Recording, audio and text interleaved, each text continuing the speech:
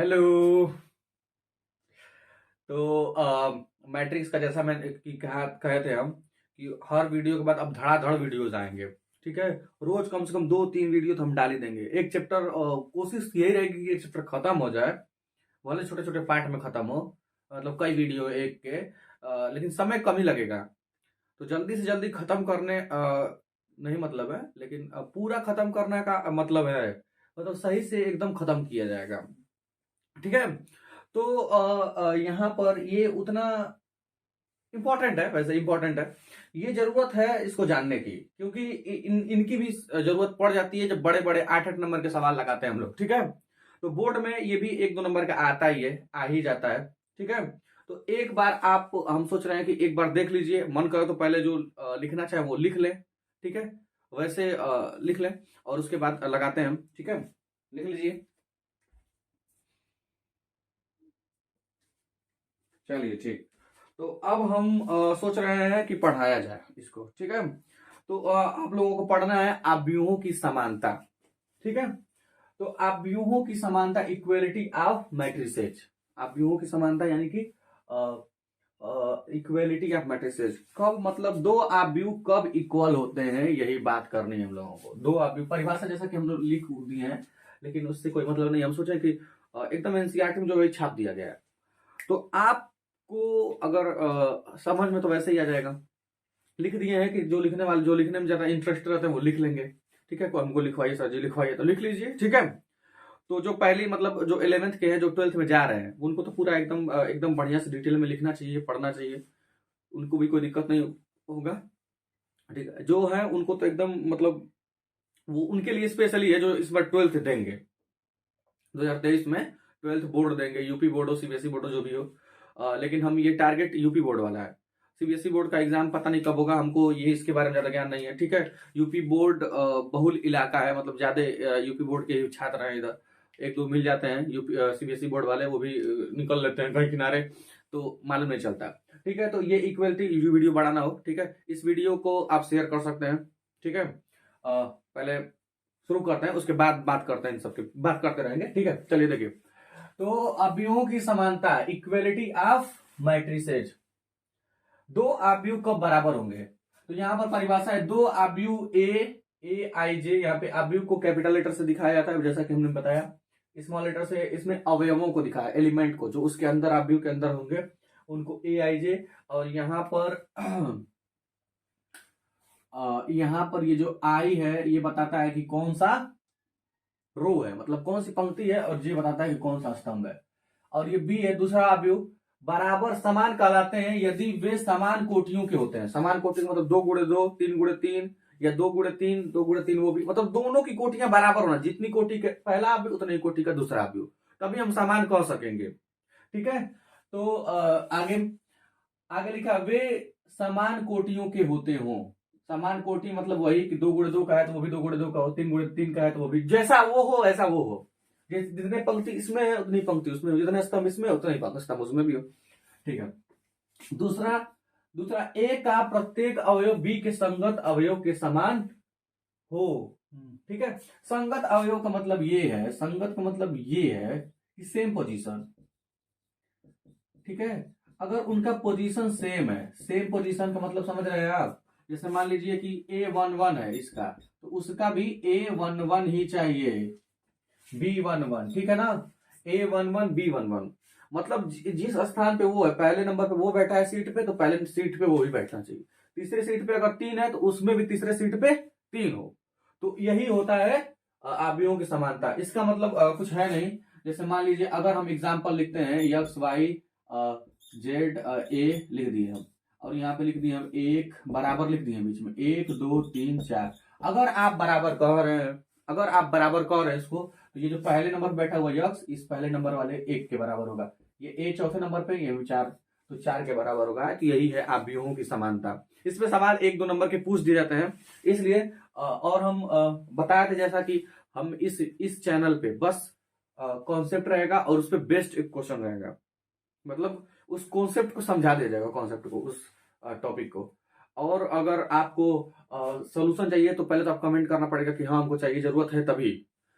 ठीक है। ठीक है। तो उसको हम दूसरे चैनल पे जैसा कि पहले जानते होंगे, ठीक है। तो अगर इसको देख भी रहे हो, अगर कोई अगर इसके पहले वाले वीडियो नहीं देखे हैं तो उसको पहले देख लीजिए, ठीक है। ठीक है, चलिए देखिए इसमें क्वेश्चन है कुछ, इसको सवाल को लगाया जाए जल्दी से। तो अवयवों की समानता के अनुसार अगर बीच में लिख दिया है ये कि बराबर है, अगर ये लिख दिया गया है कि बराबर है, तो ये वाला पोजीशन जो है वो इस पोजीशन के बराबर होगा, ठीक है। यानी कि x+3, यानी कि इसको सॉल्व किया जाए इधर, तो यानी कि चलिए यहां पर सॉल्व कर देते हैं उदाहरण नंबर 4, ठीक है। तो यानी कि x+3 equal to 0, x+3 equal to 0, x+3 equal to 0। तो जानते हैं कि 3 को उधर ले जाइए सर जी, x बराबर 3 को उधर ले जाएंगे तो -3, तो x का मान आ गया -3। पूछा ये क्या था क्वेश्चन में कि x y z और जो भी मतलब ये जो कांस्टेंट रही उनका मान निकालिए, A B C D x y z जो दिख रहा है, ठीक है। तो ये z+4 यहाँ पे 6 लिखा है, तो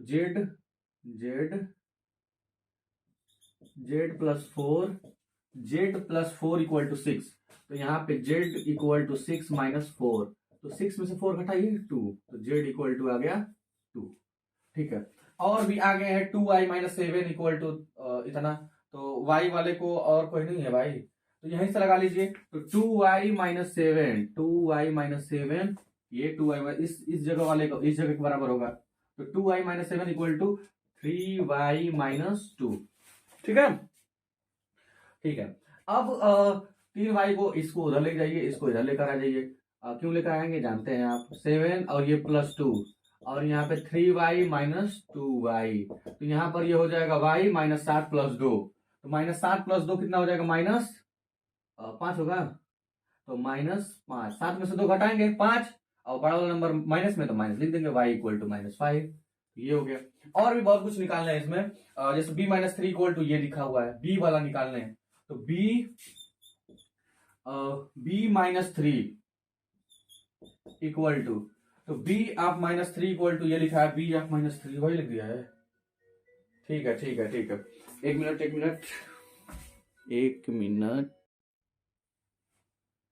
ठीक है। देखिए आगे देखिए, तो अब इसमें b-3 इक्वल टू b-3, ये b-3 इक्वल टू b-3 लिखा है, तो इधर भी b-3 ही लिख देंगे।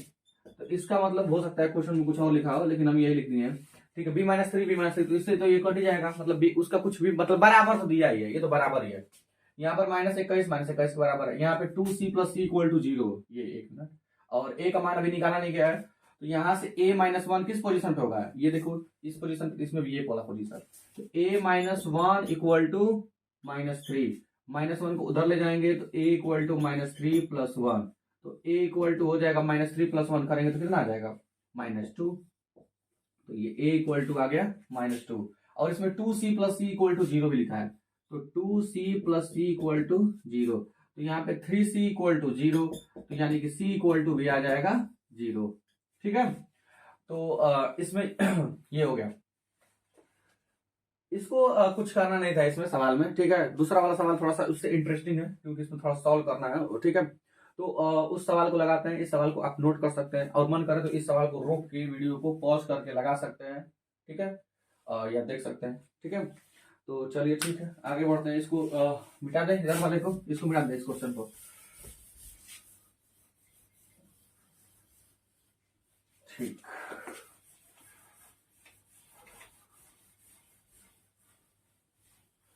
चलिए ठीक है, आगे देखते हैं। इसमें अब सीधे लिखा हुआ है कि 2, ये जो इस पोजीशन के बराबर होगा, क्यों, क्योंकि वो बोल रहा है कि बराबर है, तो बराबर कीजिए, तो 2a + b इक्वल टू 4 लिख दीजिए, ठीक है। यहाँ पर लिखा है कि a-2b equal to -3, a-2b equal to, ठीक है, a-2b इक्वल टू, यहाँ दूसरे पोजीशन पे, तो -3, इन दोनों को सॉल्व करना है। तो आप बहुत पहले से जानते हैं कि कैसे विलोपन विधि कैसे लगाते हैं हम लोग, तो आपको कुछ करना नहीं है। यहाँ पर -2 लिखा है, यहाँ पर +2 प्लस लिखा है, ये माइनस है, तो ये यहाँ पे 2 बना दीजिए, और जोड़ देंगे तो ये कट जाएगा, मतलब एक को गायब करके एक का मान निकाल लेते हैं, भिड़ा देते हैं, लड़ा देते हैं इन सबको। तो इसको हम 1 बोल देते हैं, इसको 2 बोल देते हैं, ठीक है। डिटेल बता रहे हैं, ये सब नौटंकी बहुत आसान है जानना। तो चलिए 2 से गुणा कर दीजिए, पहले वाले में 2 से गुणा कर देंगे, क्योंकि ये प्लस में ये माइनस में, 2 प्लस में 2 माइनस में, तो और इसी में जोड़ देंगे बस दूसरे वाले को सीधे। 2 दूना 4a प्लस 2b, 2 चौके 8, 2 4 8। यहाँ पर इस बेचारे को वैसे ही लिखना है और यहाँ पे -3 ऐसे लिख लेंगे। जोड़िए, तो इससे ये कट गया, तो 4a और a 5a, 8 में से 3 घटा देंगे तो 5, 5 में 8 होता है, 5 पेन का दाम 5 रुपया, तो 1 पेन का दाम 1 रुपया। तो a का मान आ गया 1, इसको उठा के किसी में भिड़ा दीजिए या फिर से एक बार सॉल्व कर लीजिए। a का मान रखिए 1 उसमें, तो 2a plus b equal to 4, तो a equal to 2 into 1 plus b equal to 4, 2 1 जा 2, उधर ले जाएंगे तो b, 4 माइनस 2, तो b इक्वल टू आ जाएगा 2। समझे आप? इस पर रख चेक कर लेते हैं, 2 2 4 सही है। तो a और b का मान आ गया यहाँ से, और इसी तरह अब बोला गया है क्वेश्चन में कि c और d का मान निकालिए।